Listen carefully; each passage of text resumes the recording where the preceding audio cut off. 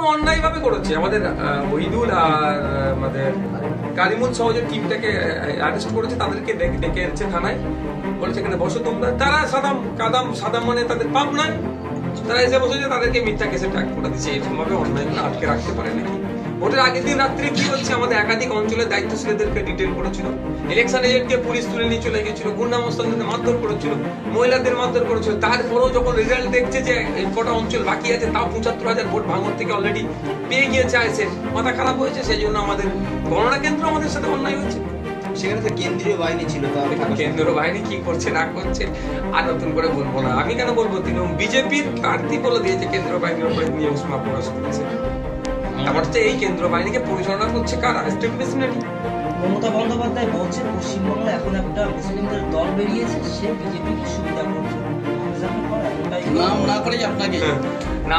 নাম করলে আমি উত্তর দেবো, তারপরেও বলবো। ব্যাপারটা হচ্ছে মুসলমানদেরকে শুধু ভোট ব্যাংক হিসেবে বানিয়ে রেখে দিয়েছে কিছু দল। আদিবাসী দলিতদের সাথে একই হচ্ছে, শুধু ভোট ব্যাংক। ভোটের সময় আসবে আদিবাসী, দলিত, মুসলিম জেগে পড়বে।